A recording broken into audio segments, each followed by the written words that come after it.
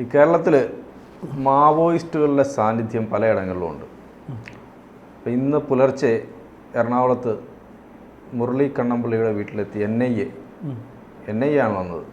വന്നിട്ട് ഈ മുരളി കണ്ണമ്പിള്ളിയെ വിളിച്ച പുള്ളി കതവ് തുറക്കുന്നില്ല. അങ്ങനെ ചവിട്ടി തുറക്കുമായിരുന്നു. ചവിട്ടി തുറന്നിട്ട് അവിടുത്തെ ലാപ്ടോപ്പ് ഉൾപ്പെടെ NIA കൊണ്ടുപോയി. അപ്പോൾ അവർക്ക് എന്തെങ്കിലും സൂചന വ്യാപകമായ തരത്തിൽ ഇവിടെ മാവോയിസ്റ്റുകളുടെ സാന്നിധ്യം ഉള്ളതുകൊണ്ട് അത്തരത്തിൽ എന്തെങ്കിലും ആക്രമണം ഉണ്ടാകും എന്നുള്ള സൂചന ലഭിച്ചിട്ടുണ്ടാവുമോ? ഇത് മുരളി കണ്ണമ്പിള്ളിയുടെ എറണാകുളം തേവയ്ക്കലിലെ വീട്ടിലാണ് ഇത് NIA എന്ന് വന്ന് ഏതാണ്ട് 5 മണിക്കൂർ ഈ ഉള്ളിൽ NIA പരിശോധന നടത്തിയത്. മുരളി കണ്ണമ്പിള്ളിയെ ഇത് വന്ന NIA എന്ന് പറഞ്ഞാൽ കൊച്ചിയിൽ NIA അല്ല വന്നു, ഹൈദരാബാദിൽ നിന്ന് വന്നു. ഹൈദരാബാദിൽ നിന്ന് NIA വന്ന് തുറക്കാൻ പറഞ്ഞു. കതക് തുറക്കാൻ പറഞ്ഞപ്പോൾ മുരളി കണ്ണമ്പിള്ളി തുറക്കാൻ തയ്യാറായില്ല. അഭിഭാഷകൻ വരണമെന്ന് പറഞ്ഞു. അഭിഭാഷകൻ വരണമെന്ന് പറഞ്ഞു. ഇപ്പോൾ NIA ചോദിച്ചു എത്ര മണിക്ക് വരുമെന്ന് ചോദിച്ചു. ഇപ്പോൾ രാവിലെ 8 മണിക്ക് വരും. 4 മണിക്കൂർ മുരളി കണ്ണമ്പിള്ളിക്ക് വേണ്ടി ഹൈദരാബാദിൽ നിന്ന് വന്ന് NIA കാത്തിരിക്കാൻ പറ്റത്തില്ലല്ലോ. അവരാളെ വിളിച്ച് കൂട്ട് വിളിച്ച് അവരകത്ത് കയറി. അവർക്ക് ആവശ്യം, അവർ റെയ്ഡിനാണ് വന്നത്. റെയ്ഡിന് വന്നിട്ട് അവർക്ക് റെയ്ഡിന് വരുന്നവർ എന്താ മുരളി കണ്ണമ്പിള്ളിക്ക് വേണ്ടി കാത്തിരിക്കണം? നടക്കുന്ന കാര്യമല്ലല്ലോ ഇതൊന്നും. മുരളി കണ്ണമ്പിള്ളി ഭൗതികമായി NIAയോട് സംസാരിക്കാൻ നോക്കി. അപ്പോൾ NIA പറഞ്ഞ് ബുദ്ധിയൊക്കെ നമ്മുടെ കയ്യിൽ വെച്ചാൽ മതി, ഭൗതികതയൊക്കെ കയ്യിരിക്കട്ടെ, കഥ തുറക്കാൻ പറഞ്ഞപ്പം തുറക്കില്ല. അവർ പിന്നെ എന്ത് ചെയ്യാനാ? ഒരാളെ വിളിച്ച് വിളിച്ച് അകത്ത് കയറി. ഇന്ന് ഇവിടുത്തെ ഒരു മലയാള മാധ്യമം അതിനെ റിപ്പോർട്ട് ചെയ്യുന്നത് മുരളി കണ്ണമ്പിള്ളിയുടെ വീട്ടിൽ അക്രമം നടത്തി എന്ന രീതിയിലാണ് ഇവിടുത്തെ ഒരു പ്രധാനപ്പെട്ട മാധ്യമം ഇന്നിപ്പോൾ റിപ്പോർട്ട് ചെയ്തുകൊണ്ടിരിക്കുന്നത്. NIA ഒരു റെയ്ഡിന് വന്നു കഴിഞ്ഞാൽ ആ റെയ്ഡിനോട് നമ്മൾ സഹകരിക്കും. രാജ്യത്തിൻ്റെ ഏറ്റവും വലിയ ഏജൻസികളിലൊന്നല്ലേ ഈ NIA. അവർ വന്ന് റെയ്ഡിന് വരുന്നെങ്കിൽ ഇവർക്കൊന്നും ഒളിപ്പിക്കാനില്ലെങ്കിൽ പിന്നെ എന്തിനാണ് അകത്ത് കയറുന്നതിന് പ്രശ്നം? അപ്പോൾ അത് തടഞ്ഞു. അങ്ങനെ പറയുമ്പോൾ ഈ മുരളി കണ്ണമ്പിള്ളി ആരാണെന്ന് അറിഞ്ഞിരിക്കണം. ഇവിടുത്തെ, അതായത് മഹാരാഷ്ട്ര ATS പറയുന്ന ഈ രാജ്യത്തെ ഏറ്റവും അപകടകാരിയായ മാവോയിസ്റ്റ് സൈദ്ധാന്തികരിൽ ഒരാളാണ് മുരളി കണ്ണമ്പിള്ളി. മുരളി കണ്ണമ്പിള്ളി 1970 മുതൽ മാവോയിസ്റ്റ് സംഘടനയിൽ അംഗമാണ്.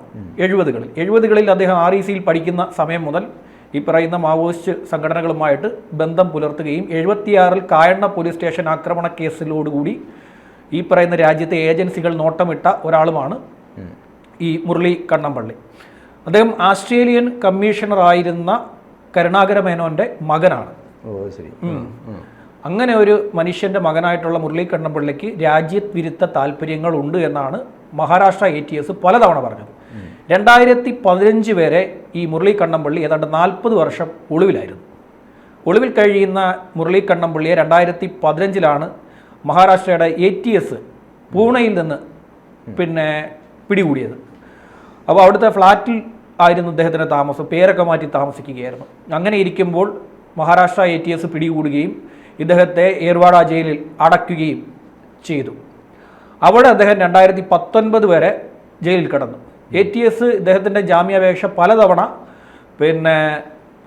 നിഷേധിച്ചു, കൊടുക്കരുതെന്ന് പറഞ്ഞു. കൊടുത്താൽ മുരളി മുങ്ങും, ജാമ്യം കൊടുത്താൽ മുരളി മുങ്ങും, മുരളിയെ പൊക്കുക എന്ന് പറയുന്നത് വലിയ ബുദ്ധിമുട്ടുള്ള കാര്യമാണെന്ന് മഹാരാഷ്ട്ര ATS പലതവണ പറഞ്ഞു. ഒടുവിൽ മുംബൈ കോടതി 2019 ഫെബ്രുവരിയിൽ ഹൈക്കോടതി മുരളിക്ക് ജാമ്യം കൊടുത്തു. മുരളിക്ക് ജാമ്യം കൊടുത്തപ്പോൾ ഈ ജാമ്യം തടയണം എന്നാവശ്യപ്പെട്ടുകൊണ്ട് ATS സുപ്രീം കോടതിയിൽ പോയി. സുപ്രീം കോടതിയിലും അവരുടെ വാദം നിലനിൽക്കാതെ വന്നപ്പോഴാണ് ഈ മുരളി കണ്ണമ്പിള്ളിയെ ജാമ്യത്തിൽ വിട്ടത്. അപ്പോൾ ഇദ്ദേഹത്തിന് വേണ്ടിയുള്ള പ്രതിഷേധമൊക്കെ നടക്കുന്ന എവിടെയാണെന്നറിയാമോ? ബ്രസീലിലും ഫ്രാൻസിലും ഒക്കെയാണ്. മുരളി കണ്ണമ്പിള്ളി എന്ന് പറഞ്ഞാൽ ചെറിയ ഈ കേരളത്തിലെ ഇരുമ്പനത്തെ ഒരു കുടുംബത്തിലെ അംഗമാണ്, കണ്ണമ്പിള്ളി കുടുംബത്തിൻ്റെ അംഗമാണ്. എറണാകുളം ഇരുമ്പനം കണ്ണമ്പിള്ളി കുടുംബത്തിലെ അംഗമാണ് മുരളി കണ്ണമ്പിള്ളി. ഈ മുരളി കണ്ണമ്പിള്ളിക്ക് വേണ്ടി, എറണാകുളത്തുള്ള മുരളി കണ്ണമ്പിള്ളിക്ക് വേണ്ടി പ്രതിഷേധിക്കാൻ ബ്രസീലും ഫ്രാൻസിലും ഒക്കെയാണ് ആളുകൾ ഇറങ്ങുന്നത്. ഇദ്ദേഹത്തിന് ജാമ്യം കൊടുത്തപ്പോൾ ഇദ്ദേഹത്തെ സ്വീകരിക്കാൻ വന്നവരിൽ വിദേശ ഏജൻസികളുടെ ആളുകൾ ഉണ്ടായിരുന്നെന്ന് ഇവിടെ റിപ്പോർട്ടുണ്ട്. 2019 ഇദ്ദേഹത്തിന് ജാമ്യം കിട്ടിയപ്പോൾ ഇദ്ദേഹത്തെ സ്വീകരിക്കുവാൻ വേണ്ടി വന്നവരുടെ കൂട്ടത്തിൽ വിദേശ ഏജൻസികളിൽ നിന്ന് ഫണ്ട് കൈപ്പറ്റുന്നവർ ഉണ്ടായിരുന്നു എന്ന ആരോപണം ഇത് ഇവിടുത്തെ രഹസ്യാന്വേഷണ റിപ്പോർട്ടുണ്ട്. അത് ഇങ്ങനെ പരിശോധിച്ചുകൊണ്ടിരിക്കുകയാണ്. ഇദ്ദേഹത്തെ ഇത് ആദ്യമായിട്ടല്ല. പിന്നെ സഞ്ജയ് ദീപക് റാവുവിൻ്റെ മരണശേഷം സഞ്ജയ് ദീപക് റാവുവിനെ പിടികൂടിയത് മുതൽ ആണ് ഇദ്ദേഹത്തിലേക്ക് NIA വീണ്ടും നോട്ടമിട്ടത്. കഴിഞ്ഞ മാസം ഇദ്ദേഹത്തെ കളമശ്ശേരിയിൽ വിളിച്ച് ചോദ്യം ചെയ്തു NIA. ഇത്തവണ ഇന്നിപ്പോൾ വന്നിരിക്കുന്നത് ഹൈദരാബാദിൽ നിന്നൊക്കെയാണ്. ഇവിടെ കേരളം ഇവർ പറയുന്നത്, അതായത് മഹാരാഷ്ട്ര ATS പറയുന്നത് ഇദ്ദേഹം പശ്ചിമഘട്ട സോൺ സ്പെഷ്യൽ സോണിന്റെ തലവനാണ് ഇദ്ദേഹം എന്നാണ് പറയുന്നത്. സഞ്ജയ് ദീപക് റാവുവിനെ പിടിക്കുമ്പോൾ സഞ്ജയ് ദീപക് റാവുവിന്റെ കയ്യിൽ 50,000 രൂപയും ലൈസൻസ് ഇല്ലാത്ത തോക്കും ഉണ്ടായിരുന്നു. അപ്പോൾ അത്രയും പ്രശ്നക്കാരാണ് ഇവർ എന്നാണ്, ഏറ്റവും അപകടകാരി എന്നാണ് പറയുന്നത്. ഏറ്റവും അപകടകാരിയായിട്ടുള്ള പിന്നെ മാവോയിസ്റ്റ് സൈദ്ധാന്തികരിൽ ഒരാളാണ് മുരളി കണ്ണമ്പള്ളി എന്നാണ് അവരുടെ മഹാരാഷ്ട്ര ATS പിന്നെ പറയുന്നത്. അവർക്ക് ഈ ഭീമ കൊറേഗാവ് സംഭവം ഉണ്ടല്ലോ, ആ ഒരു സംഭവത്തിലൊക്കെ ഇദ്ദേഹത്തിന്റെ പങ്കുണ്ട് എന്നതാണ് അവരുടെ ഒരു വലിയ ആരോപണം. അവിടെ പ്രശ്നമുണ്ടാക്കിയവരിൽ ഇദ്ദേഹത്തിന് പങ്കുണ്ട് എന്നൊക്കെയുള്ള ആരോപണങ്ങൾ ഉണ്ടായിരുന്നു. ഇപ്പോൾ അദ്ദേഹം ഈ കേസൊക്കെ പറയുന്നുണ്ട്. ഈ കേസിൽ പിന്നെ കെട്ടിച്ചമച്ചതാണ്, ഈ കേസിൽ പിന്നെ കെട്ടിച്ചമച്ചതുപോലെ ഇപ്പോൾ ഇദ്ദേഹത്തെ കള്ളക്കേസിൽ കൊടുക്കാൻ ശ്രമിക്കുന്നു, ATS ശ്രമിക്കുന്നു, അല്ല NIA ശ്രമിക്കുന്നു എന്നാണ് അദ്ദേഹം പറയുന്നത്. അദ്ദേഹം NIA വിളിച്ചത് കൊട്ടേഷൻ സംഘം എന്നാണ്. കൊട്ടേഷൻ സംഘമാണ് ആരുടെയൊക്കെ നിർദ്ദേശങ്ങൾ നടപ്പാക്കാൻ വരുന്ന കൊട്ടേഷൻ സംഘമെന്നാണ് NIA വിളിച്ചത്. ഇവരുടെ ഒരു കൂട്ടാളിയാണ് മണിവാസകം, അതായത് പിന്നെ വെടിവെച്ച് വന്നത്. പിന്നെ അന്വേഷണ ഏജൻസിയുമായി ഏറ്റുമുട്ടി വെടിവെപ്പിൽ കൊല്ലപ്പെട്ട മണിവാസകം ഇവരുടെ ഒരു കൂട്ടാളിയാണ്. അദ്ദേഹത്തിന്റെ ഒരു പഴയ സുഹൃത്താണ്.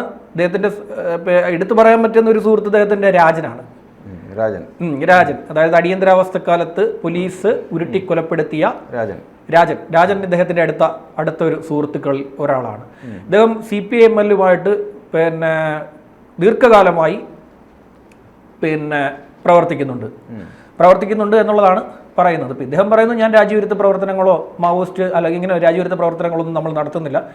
അദ്ദേഹത്തെ വിശേഷിപ്പിക്കുന്നത് മനുഷ്യാവകാശ പോരാളി അങ്ങനെയാണ് അദ്ദേഹം വിശേഷിപ്പിക്കുന്നത്. പക്ഷേ രാജ്യത്തെ എല്ലാ ഏജൻസികളും ഇദ്ദേഹത്തെ നോട്ടമിടുന്നു. ഹൈദരാബാദിൽ നിന്നൊക്കെ ഇദ്ദേഹത്തെ തേടി വരുന്നു. മണിവാസകത്തെ വെടിവെച്ച് വന്നപ്പോഴാണ് പിന്നെ ഇദ്ദേഹം സഞ്ജയ് ദീപക് റാവു എവിടെയാണ് എന്ന് അന്വേഷണ ഏജൻസിക്ക് ഇദ്ദേഹത്തെ വെടിവെച്ച് കൊന്ന് അതിൽ നിന്ന് പിടിച്ചെടുത്ത തെളിവിൽ നിന്നാണ് സഞ്ജയ് ദീപക് റാവുവിനെ അന്വേഷണ ഏജൻസി കണ്ടെത്തുകയും അദ്ദേഹത്തെ അറസ്റ്റ് ചെയ്യുകയും ചെയ്യുന്നത്. അദ്ദേഹത്തെ അറസ്റ്റ് ചെയ്ത് അവസാനം ഇവിടെ കൊണ്ടുവന്ന് കേസിടേണ്ടി വന്നു. ഇവിടെ FIR ഉണ്ട് സഞ്ജയ് ദീപക് റാവുവിന് കൊച്ചിയിൽ. ഇവർ എല്ലാം പ്രവർത്തിക്കുന്നത് ഇവിടെ കേരളത്തിലാണെന്നാണ് അവർ പറയുന്നത്. അവർക്ക് അവിടെ പിടിച്ചാളെ, മഹാരാഷ്ട്രയിൽ പിടിച്ചാളെ അവർക്ക് ഇവിടെ കൊണ്ടുവന്ന് പിന്നെ ഇവിടെ കൊണ്ടുവന്ന് FIR ഇടേണ്ടി വന്നു. സഞ്ജയ് ദീപക് റാവുവിന് ഇവിടെ FIR ഇടേണ്ടി വന്നു. ഒന്ന് ആലോചിച്ച് നോക്ക്. ഈ മാവോയിസ്റ്റ് സംഘങ്ങൾ എന്ന് പറയുന്നത് അരക്ഷിതാവസ്ഥ രാജ്യത്തുണ്ടാകണമെന്നും ഒരു കലാപം ഉണ്ടാകണമെന്നും ജനാധിപത്യത്തെ യാതൊരു തരത്തിലും അംഗീകരിക്കാത്തൊരു സംഘമാണ്. ഇദ്ദേഹം തന്നെ ഇദ്ദേഹത്തിന്റെ ഒരു അഭിമുഖത്തിൽ പറയുന്നുണ്ട്, ഇദ്ദേഹത്തിന്റെ സുഹൃത്തായിരുന്ന K വേണുവിന് അധികാരമോഹവും 96-ലെ തെരഞ്ഞെടുപ്പിൽ UDF-ന്റെ ഭാഗമായിട്ട് K വേണു പിന്നെ മത്സരിച്ചത് ശരിയല്ല എന്നാണ് ഇദ്ദേഹം പറഞ്ഞത്. പിന്നെ നക്സൽ പ്രസ്ഥാനങ്ങൾ അവസാനിച്ചിട്ടില്ല, പക്ഷേ K വേണുവാണ് അവസാനിച്ചതെന്ന് പറഞ്ഞു. ഒരു അഭിമുഖത്തിൽ അദ്ദേഹം പറഞ്ഞ കാര്യമാണ്. K വേണു അവസാനിച്ചു, പക്ഷേ നക്സൽ പ്രസ്ഥാനങ്ങൾ അവസാനിച്ചില്ല. K വേണുവിന്റെ തെരഞ്ഞെടുപ്പിന് ജനാധിപത്യത്തിന്റെ ഭാഗമായി നിന്ന് K വേണു മത്സരിച്ചതിനെ, അതായത് ജനാധിപത്യത്തെ ഞങ്ങൾ അംഗീകരിക്കില്ല എന്നതിൻ്റെ വാദമുഖമാണ് ഇദ്ദേഹം ഈ പറയുന്നത്. അപ്പം അദ്ദേഹത്തെ പോയി എന്താണ് മലയാളത്തിലെ ഒരു മാധ്യമം, അതും പ്രധാനപ്പെട്ട ഒരു മാധ്യമത്തിൻ്റെ റിപ്പോർട്ടർ ഇന്ന് രാവിലത്തെ ലൈവ് എടുത്ത് കേട്ട് നോക്കിക്കഴിഞ്ഞാൽ അതിൽ കേട്ട് കഴിഞ്ഞാൽ എന്താണ് NIA ചെയ്യുന്നതൊന്നും ശരിയല്ലെന്ന് തോന്നുന്നു. രാജ്യത്തിലെ ഏറ്റവും വലിയൊരു അന്വേഷണ ഏജൻസി ഇവിടെ വന്ന് പിന്നെ മുരളിയെ പീഡിപ്പിക്കുന്നു. പിന്നെ ഹൈദരാബാദിൽ കിടക്കുന്ന NIAക്ക് ഇവിടെ വന്ന് മുരളിയെ പീഡിപ്പിച്ചിട്ടല്ലേ വലിയ കാര്യം. ഇദ്ദേഹം ഒരു ഹൃദ്രോഗിയാണ്. അദ്ദേഹത്തിന് ചികിത്സ കിട്ടുന്നില്ല എന്ന് പറഞ്ഞുകൊണ്ടാണ് അദ്ദേഹത്തിന് വേണ്ടിയിട്ട് ഒരു സംഘം ഇറങ്ങി പുറപ്പെട്ടത്. സേവ് മുരളി ഫോറം എന്നാണ് അതിൻ്റെ പേര്. ആ ഫോറത്തിന് പുറത്തു നിന്ന് കാശ് വരുന്നുണ്ടെന്നതാണ് വിദേശ രാജ്യങ്ങളിൽ നിന്ന് വിദേശ രാജ്യങ്ങൾ ഇവിടേക്ക് ഫണ്ട് അയച്ചു കൊടുക്കുന്നുണ്ട് എന്നുള്ളത് ഇവിടുത്തെ അന്വേഷണ ഏജൻസികളുടെ കോടതിയിൽ ഉന്നയിക്കുന്ന വാദമാണ്. അപ്പോൾ അവരെന്തിനാണ് ഇവർക്ക് ഫണ്ട് കൊടുക്കുന്നത്? ഈ രാജ്യത്തിൻ്റെ അഖണ്ഡത തകർക്കണം. ഈ രാജ്യത്തിൻ്റെ അഖണ്ഡത തകർത്ത് ഈ രാജ്യത്ത് അരക്ഷിതാവസ്ഥ ഉണ്ടാകുക എന്നുള്ളത് ഇത്തരം രാജ്യങ്ങളിൽ പ്രവർത്തിക്കുന്ന ആളുകൾക്ക് ആവശ്യമാണ്. വെറുതെ ഇവർക്ക് ഫണ്ട് കൊടുക്കില്ലല്ലോ. വെറുതെ ഇവർക്ക് ഫണ്ട് അയച്ചു കൊടുക്കുന്നതിന് മുരളിയുടെ സേവ് മുരളി ഫോറത്തിന് പൈസ അയച്ചു കൊടുക്കേണ്ടത് എന്താണ്? അത് ഈ രാജ്യത്തിന് അരക്ഷിതാവസ്ഥ ഉണ്ടാക്കാൻ വേണ്ടിയിട്ടല്ലേ. അപ്പോൾ അതുകൊണ്ടാണ് നമുക്ക് NIA വന്ന് ചവിട്ടി പൊളിച്ച് അകത്ത് കയറി ഇനിയും വരുമെന്ന് പറഞ്ഞു. കൊട്ടേഷൻ സംഘമാണെന്നാണ് വിളിച്ചിരിക്കുന്നത് NIA. അവർ ഇനിയും വരും. അവരുടെ കയ്യിൽ ഇപ്പോൾ കൊണ്ടുപോയിരിക്കുന്നത് അദ്ദേഹത്തിന്റെ ലാപ്ടോപ്പ്, അദ്ദേഹത്തിന്റെ മകന്റെ ലാപ്ടോപ്പ്, പെൻ ഡ്രൈവുകൾ എല്ലാം പിടിച്ചെടുത്തിട്ടുണ്ട്. ഇനി ഇത് പരിശോധിച്ചിട്ട് അവരെന്ത് ചെയ്യുമെന്ന് വെച്ചാൽ ഇനിയും വരും. ഇനിയും വരുന്ന വരക്കത്തിന് മിക്കവാറും മുരളിയെ അവർ തൂക്കും.